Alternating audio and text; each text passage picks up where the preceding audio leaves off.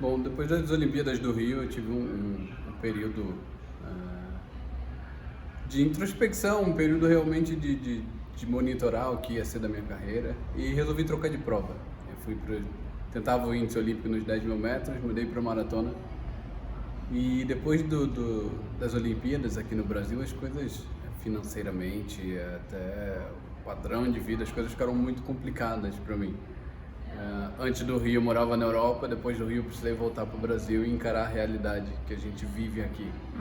Então a minha depressão ficou sempre muito escondida pelo fato de eu estar fora, de eu estar vivendo o sonho, de poder estar ainda garoto conquistando as minhas coisas, né? Embora eu já tivesse sinais disso. 2017 veio realmente a coisa toda.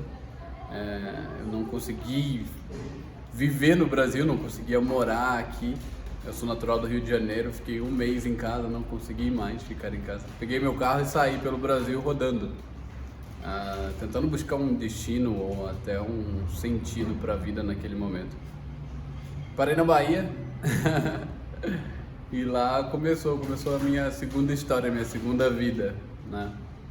Mas a Bahia é muito feliz, né? A Bahia é um lugar feliz. Eu passei pouco tempo lá até para desfrutar disso. Fui logo para Brasília a convite de um amigo. Eu já não tinha mais uma carreira, eu já tinha parado de treinar.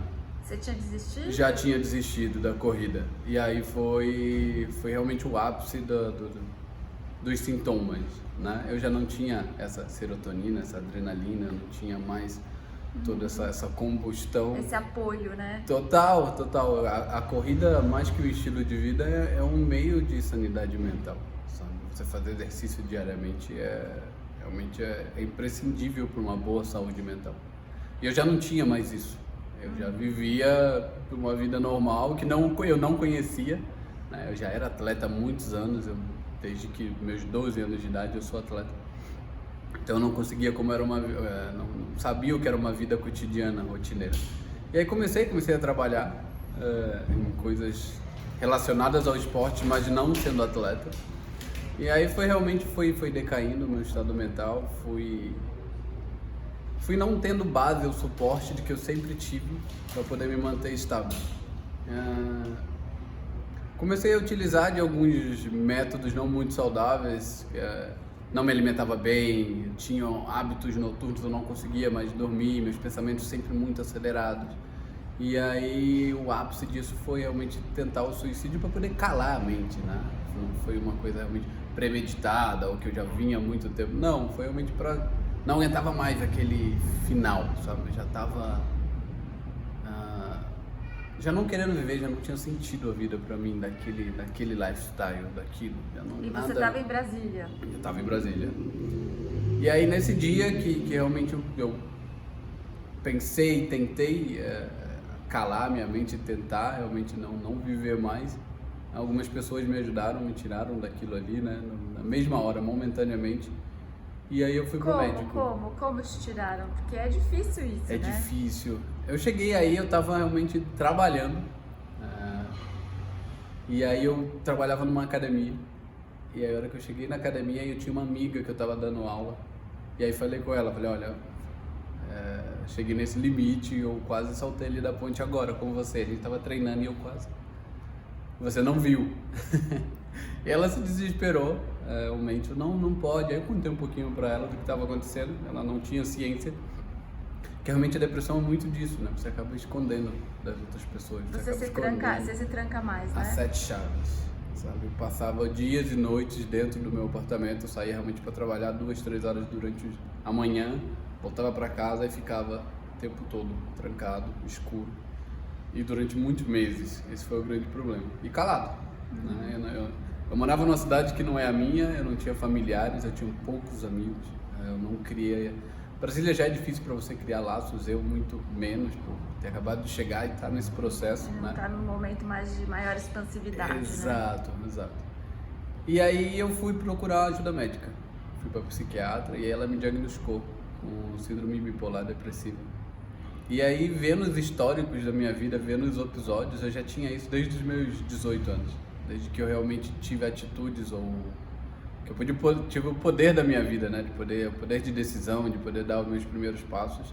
eu comecei a ver que desde essa época eu já tinha alguns episódios, só que a corrida, o esporte sempre não mascarou, acho que mascarar não é a palavra, mas sempre me deixou estável. O esporte sempre me deixou mentalmente estável, mentalmente saudável, né? É o grande poder do esporte nesse sentido. E aí o diagnóstico dela foi esse, e o tratamento foi voltar a correr.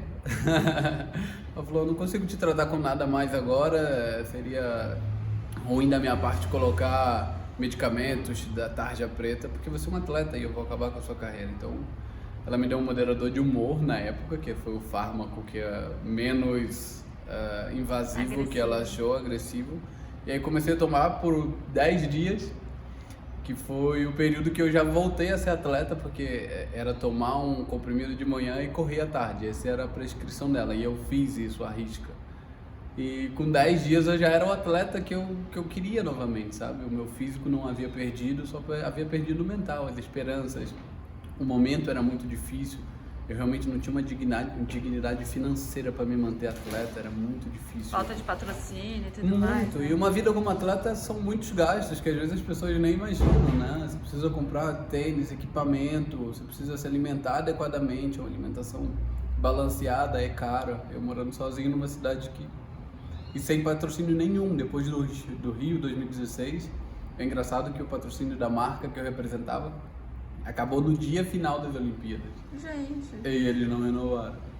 Então, assim, fiquei sem nada, realmente. 2017 foi o ano que eu fiquei sem patrocínio nenhum.